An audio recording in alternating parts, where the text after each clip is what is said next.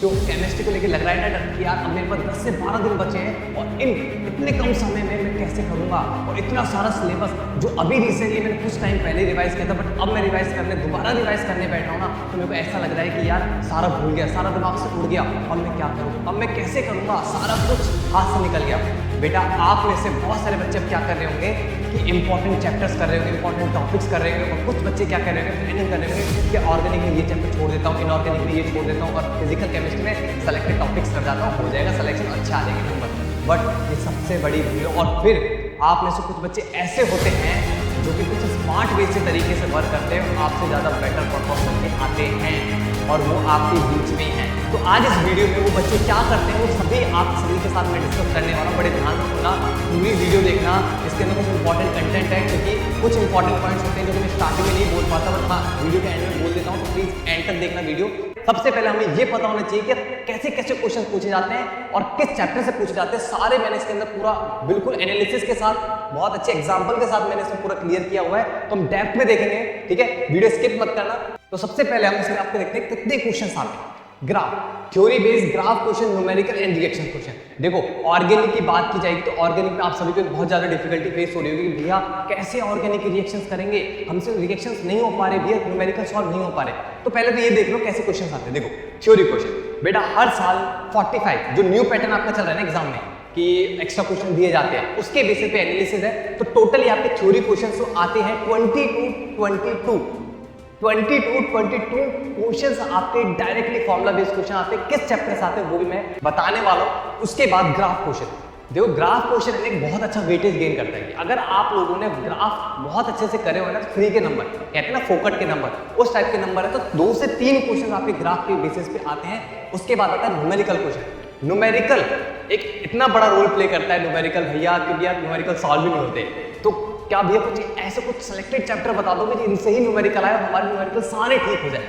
Same as it is 10 to 13 question directly formula based numerical question आते हैं। किस chapter से आते हैं वो भी हम डिस्कस करने वाले हैं। देन उसके बाद रिएक्शन बेस्ड क्वेश्चन। बहुत सारे बच्चों का डाउट होता है कि भैया ऑर्गेनिक और इनऑर्गेनिक ये हमारी सबसे वीक सब्जेक्ट है, और इनके अंदर जो रिएक्शंस आती है ना वो हम लोग परफॉर्म ही नहीं कर पाते, वो हमें अटेम्प्ट ही नहीं कर पाते, तो मजबूरन हमें वो छोड़नी पड़ती है। बट इस वीडियो को देखने के बाद तुम नहीं छोड़ोगे, मैं डेफिनेटली बोल रहा हूँ नहीं छोड़ोगे। हाय गाइस, कैसे आप सभी? आप सभी के लिए एक इंपॉर्टेंट इन्फॉर्मेशन है, जैसे कि रिसेंटली अभी 10th और 12th क्लास के बोर्ड एग्जाम्स हुए हैं। अब बोर्ड एग्जाम होने के बाद बहुत सारे बच्चे टारगेट करते हैं कि भैया मुझे नीट की प्रिपरेशन करनी है, मुझे जेईई की प्रिपरेशन करनी है, और भैया मुझे बहुत बड़ा डॉक्टर बनना है, फिर इंजीनियर बनना है। बट भैया हमें ये नहीं पता कि स्टेप कैसे लेना है, कैसे प्रिपरेशन स्टार्ट करनी है। तो इसके लिए आप सभी के लिए आकाश इंस्टीट्यूट एक स्कॉलरशिप टेस्ट लेके आए, जिसके अंदर आपको 90% ऑफ मिलेगा।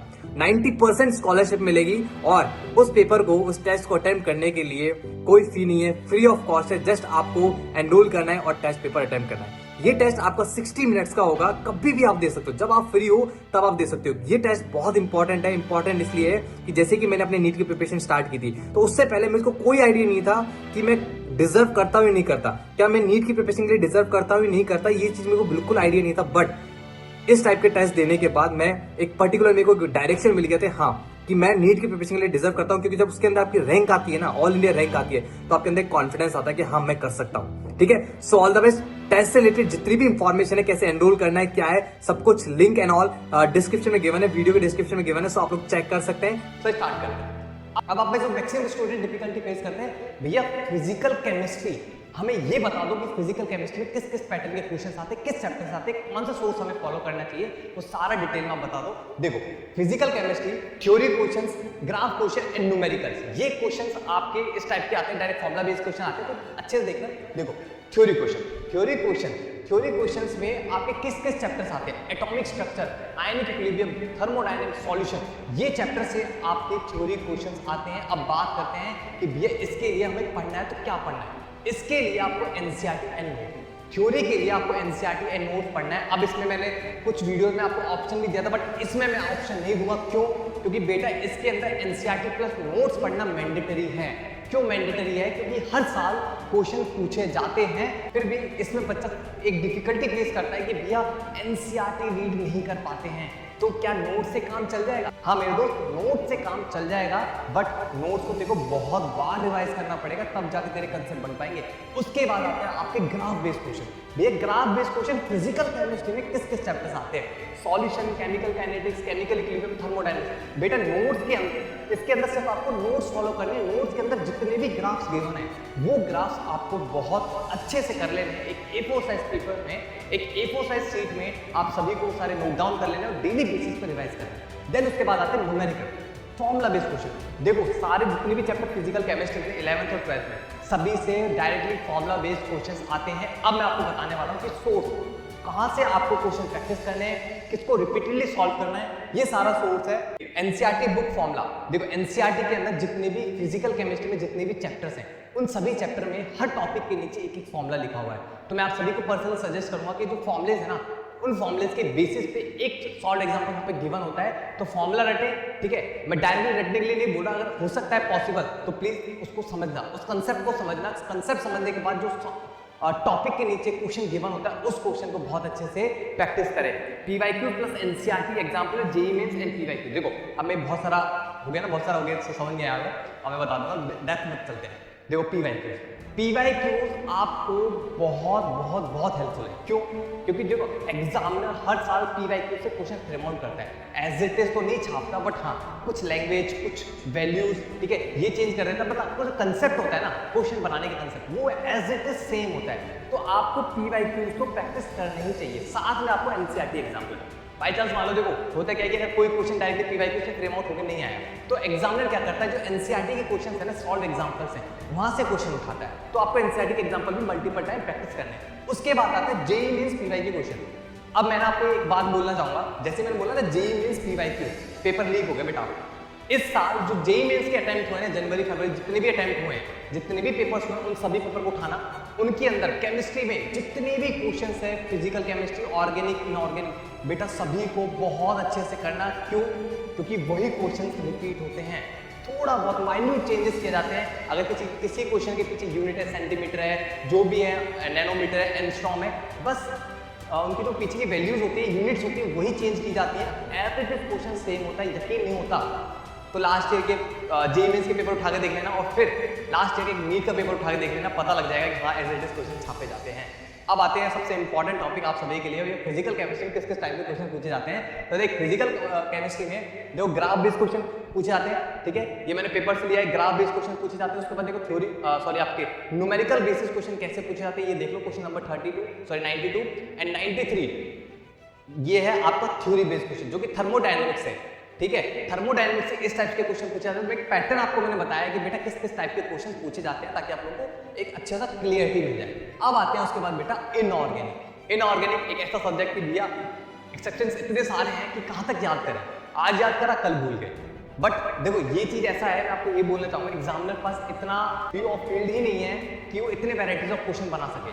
उसके पास एक एनसीईआरटी है और एनसीईआरटी से बाहर क्वेश्चन नहीं बना सकता। तो हमें क्या करना है, जितने भी एनसीईआरटी के अंदर जितने भी रिएक्शंस गिवन है, जितने भी एग्जांपल्स क्वेश्चंस गिवन है, वो सारे हमको एक जगह कलेक्ट कर लेने हैं और कलेक्ट करने के बाद लास्ट जो 10 डेज 15 डेज आपके पास रिमेनिंग है उसके अंदर कंटिन्यू बेसिस पे उनको रिवाइज करें, उनको प्रैक्टिस करें।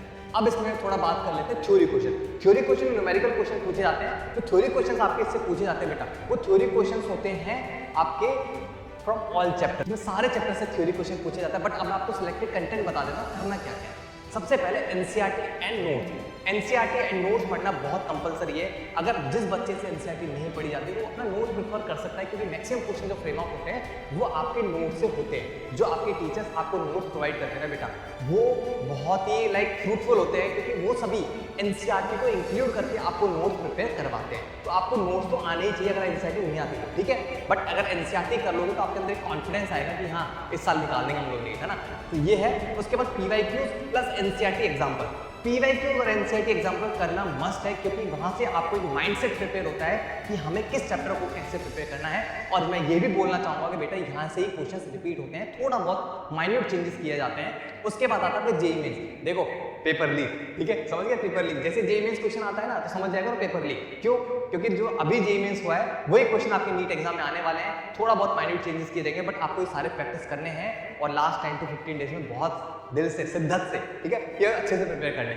उसके बाद आता है न्यूमेरिकल, ठीक है। न्यूमेरिकल देखो 2 चैप्टर है, कोऑर्डिनेट एंड कंपाउंड, बहुत ही खतरनाक चैप्टर है। तुम्हारे स्टूडेंट ये छोड़ के गए थे एग्जाम में, मैं तो छोड़ के गया था, बट देख लेना तुम लोग कर लेना, क्योंकि इससे थोड़े बहुत 1-2 क्वेश्चन न्यूमेरिकल आते हैं, हर साल आते हैं, तो ये छोड़ना नहीं है। उसके बाद आता है केमिकल बॉन्डिंग। केमिकल बॉन्डिंग में 2-3 टॉपिक है जो न्यूमेरिकल बेसिस लाइक में आपको वैल्यूज फाइंड करना पड़ता है, तो हाँ मैंने इंक्लूड कर दिया न्यूमेरिकल में, हालांकि नहीं किया जा सकता बट मैंने कर दिया, कोई दिक्कत नहीं है, ठीक है। उसके बाद इसके अंदर आपको सिर्फ नोट्स फॉलो करना है, नोट्स के अलावा कुछ फॉलो नहीं करना है, ठीक है।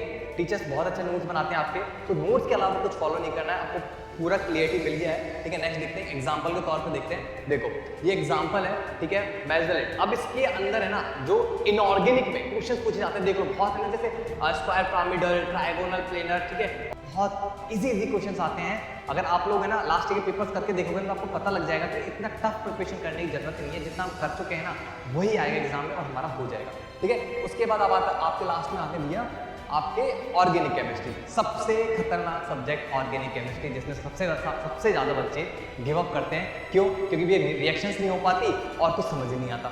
बट इसको पैटर्न को फॉलो करना, जो कंटेंट मैंने बताया इनको प्रिपेयर करना, आपका इस साल ही नीट निकल जाएगा, ठीक है। तो सबसे पहले हम बात करेंगे थ्योरी क्वेश्चन। अब देखो यहाँ पे ना आपको थोड़ा दिमाग घूमेगा, क्यों? आपको एक शॉकिंग न्यूज़ देता हूँ, जो थ्योरी क्वेश्चन जो ऑर्गेनिक है ना बेटा, ऑर्गेनिक में 10 से 15 क्वेश्चन आते हैं, ठीक है। घुमा देना, नहीं घुमा, अभी घुमा। अब होता है क्या है, जो 10 से 15 क्वेश्चन आते हैं, इसमें से 5 क्वेश्चंस वो आते हैं जिसके लिए आप लोग डरते हो। कौन से?